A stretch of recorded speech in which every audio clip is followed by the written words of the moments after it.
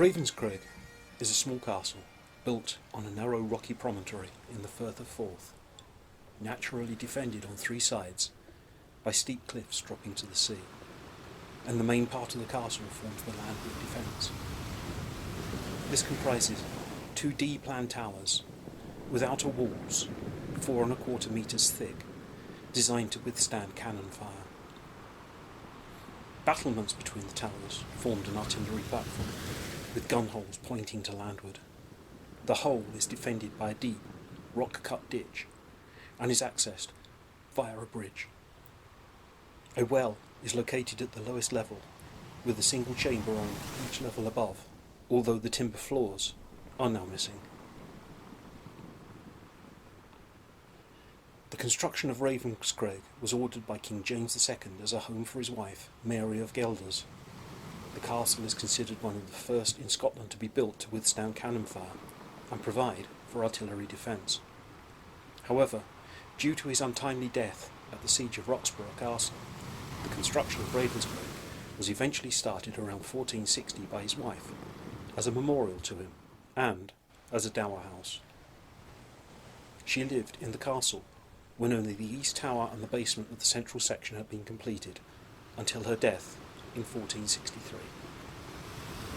Ownership then passed to her son James III, but in 1471 he gave the castle to William Sinclair, the Earl of Orkney and Caithness, in exchange for the Earldom of Orkney. Ravenscraig was finally finished by the Sinclairs. During the 1650-51 invasion of Scotland by Cromwell, Ravenscraig was damaged. The castle remained in the ownership of the Sinclairs, who built nearby Dysart House on the estate, and later passed to the Sinclair Erskines, and remained in their family until sold in 1896 to linoleum magnate Sir William Nairn. The castle was used as an ammunition depot during the First World War, and in 1929 85 acres of the estate, including the castle, was given to the town of Kirkcaldy as a public park. It passed into state care in 1955 and is now managed by Historic Scotland and is protected as a scheduled ancient monument. There are tales of a mysterious white lady, an apparition that is said to walk this castle on occasion, with multiple sightings both at the castle and at the long-demolished hospital that used to exist inland of the castle, which is now a housing estate. Ryan O'Neill has investigated at Ravenscraig and has employed Echovox to gain replies to his questions. It is a very interesting location.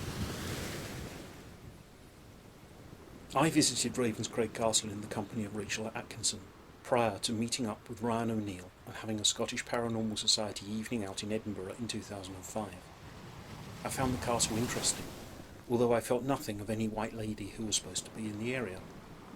The castle was cold, windswept and open, and felt quite deserted to me at the time of first crossing that wooden bridge that spanned the deep dry ditch.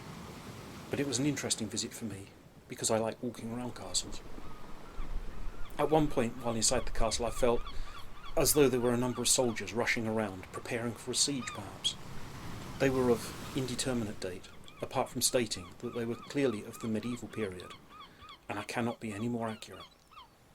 They had pikes, breastplates and helmets, but this was a fleeting contact, and so I did not get much in detail from them. It was as we were leaving that I turned and looked again at the castle, and clearly saw, although a little misty in aspect, the figure of an older man dressed in Stuart period clothes, standing on the remains of the east tower in front of the ruined attic. This contact was much stronger.